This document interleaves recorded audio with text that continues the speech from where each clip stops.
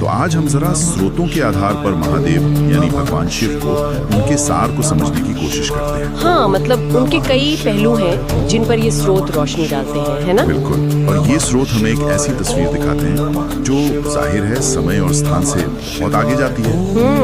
मन में तो सबसे पहले वही छवि आती है, कैलाश पर योगी भस्म लगाए हुए।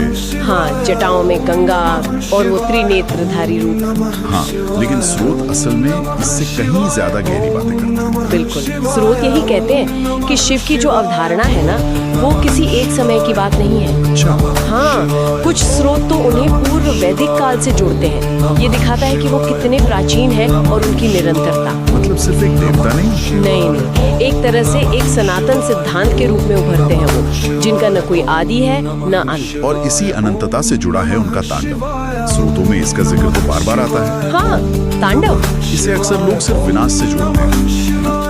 क्या स्रोत कुछ और बताते हैं इसके बारे में? हाँ, ये आम सोच है, पर स्रोत देखिए वो तांडव को सिर्फ प्रलय या विनाश के तौर पर नहीं देखते। तो फिर वे इसे कह सकते हैं लौकिक पुनर्संतुलन की प्रक्रिया बताते हैं। पुनर्संतुलन मतलब जब सृष्टि पुरानी हो जाती है, थक जाती है, तो शिव अपने तांडव से उस जड़ता को, उस ठहराव को तोड़ते हैं। अच्छा। ताकि नए सृजन का मार्ग खुल सके। तो ये विनाश नहीं बल्कि नवीनीकरण के लिए जरूरी है, एक तरह से कॉस्मिक रिसाइकलिंग। अरे वाह, विनाश में भी सृजन, ये तो बहुत दिलचस्प है। अच्छा, स्रोत शिव को एक ऊर्जा या भाव के रूप में भी देखते हैं जो हर किसी के भीतर है। जी हाँ, बिल्कुल। स्रोत इस बात पर काफी जोर देते हैं। वो शिव को सिर्फ कैलाश पर या मंदिर में स्थापित मूर्ति तक ही नहीं रखते।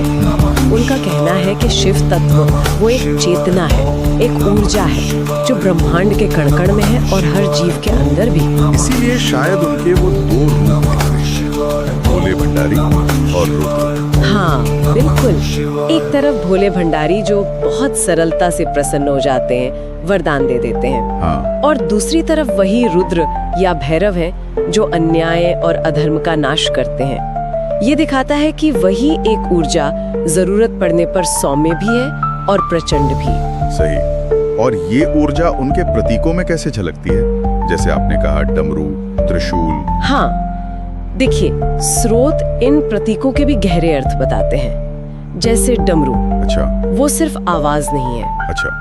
स्रोत उसे सृजन का प्रतीक मानते हैं। सृष्टि की पहली ध्वनि, वो नाद ब्रह्म जिससे सब कुछ शुरू हुआ, उसकी लय जीवन का स्पंदन है। और त्रिशूल भी सिर्फ एक हथियार नहीं है। स्रोत कहते हैं कि उसके 3 शूल सत्व, रजस, तम, इन 3 गुणों के प्रतीक हैं।